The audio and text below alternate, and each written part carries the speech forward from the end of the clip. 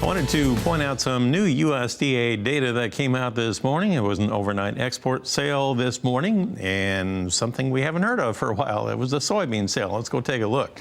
According to USDA, overnight we had sold 120,000 tons of soybeans, and it was to unknown destinations, and it was for the current marketing year. So you can add that to the list for future weekly reports coming up. All right, let's take a look at how our grain trade is opening up here this morning. Let's start with this corn market, and in the corn, we're still seeing a little pressure. This morning, we're down about 2 pennies at 3.62 1/4 per bushel. That's the low of the overnight range. December new crop corn, 3.85 1/4 right now, would be down 1 1/4 penny. On the soybean trade, we have the May contract currently 1 3/4 higher at 10.08 1/4 per bushel, and we have September 2 3/4 higher at 10.08 3/4. By the way, May soybeans did get as low as 10.03 1/2 overnight. So we're almost a nickel off of that now. Now in the wheat trade in Chicago, May, we are down 4 1/2 once again at 4.36 per bushel. July new crop down 4 3/4. Kansas City, May, we have it now trading at 4.49. That's down 6 1/2. And July new crop down 6 1/2 again at 4.61. And Minneapolis wheat, it has been trading kind of independently from the other two here lately, but not today. May down 4 3/4 at 5.33 3/4, and July now down 4 1/4. On the cotton trade, as we open things up today, we have the July contract 5 points lower at 78.32. New crop December down 24. Let's go to the phones and talk with Dewey Strickler. He's with AgWatch Market Advisors in Franklin, Kentucky. And Dewey, I know there's a lot of snow falling in many areas of the Corn Belt here today to start out the week, so I would imagine a lot of field work activity is kind of being put to a halt. Yeah, that's right, Marlon. We've pretty well come to a standstill here. Grain producers for the last week certainly got into spring fever, but looks like, some places when you look in Illinois, Indiana, and Missouri, they may be building snowman today. Well, of course, the next big grain-related USDA report is going to be at the end of the month. That will be our quarterly stocks report and our prospective plannings report. Do you think this market is really going to just stay flat until that late in the month? I wouldn't be surprised. There's really not much news in the market right now. Trade has primarily got last week's supply-demand report out of the way. We know that Brazil is going to be looking at a record crop of beans. Trade right for the moment is looking more to see what the Federal Reserve will do with their meeting on Wednesday. General expectation is to see about a 1/4 hike in interest rates.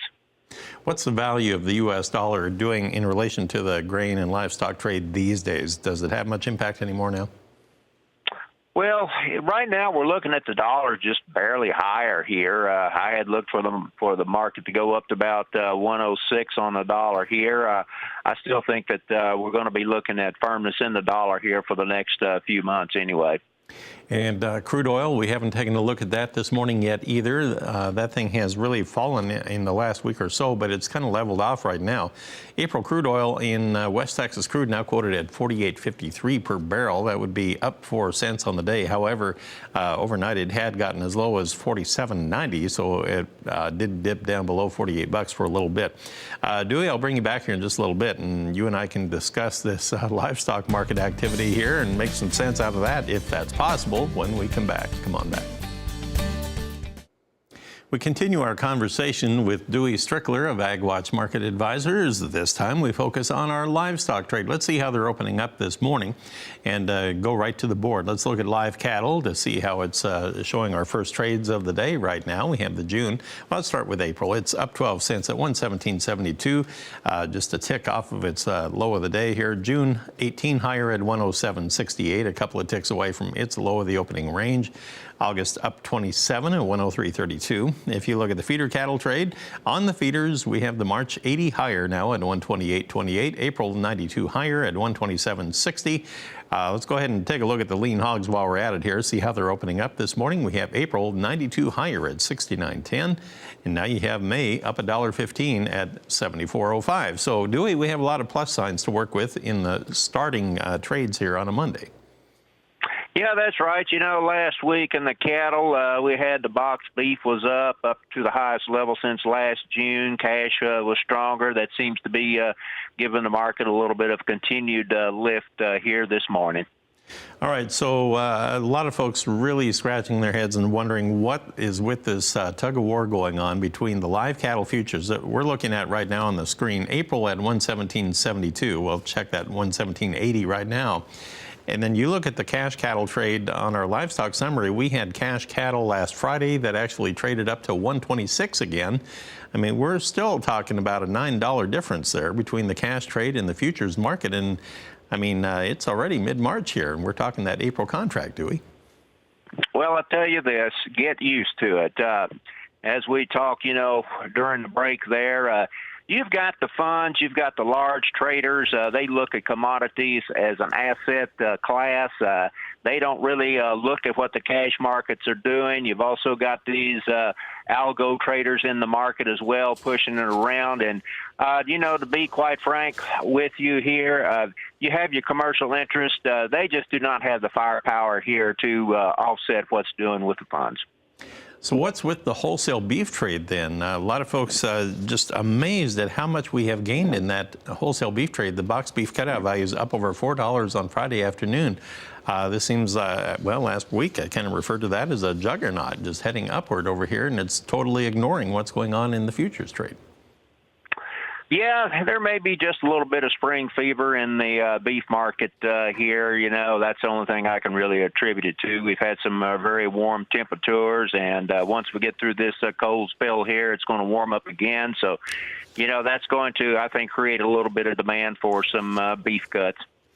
Okay, what about the lean hog trade then? We are finally higher this morning. That market had really been narrowing up in recent days, kind of creating what we refer to as a coil on the charts here. But interesting trade between the April and the May, where they don't always trade the same direction here recently. Yeah, when you look at the April contract, we got a little bit of a gap up here around the 70-cent mark. We may try to go up and fill that. I'd be a little bit surprised if we went up and made new highs on this move here. We're looking at a pretty big, healthy supply of hogs here, and the second quarter production is expected to be up. So I think it's going to be tough to get up and make new highs, but we could get up there and try to fill the gap. And again, I'll remind everybody, you actually have an educational series that you're promoting here, Dewey. Tell us about that one more time. It's called AgWatch Grain Market University. Grain producers have a difficult time marketing grain and so forth. And what this program is, it's a program where I work with individuals on a one-on-one basis. It's a 4-month program. We're looking basically pretty much as a 2-month period of intense work, and then about a 2-month lab. And what it does, it's going to take, let's say, a lot of the emotion out of marketing grain. Dewey, great to visit with you again. Appreciate that very much. Dewey Strickler of AgWatch Market Advisors. There we go. I'll turn it back to you. Good timing.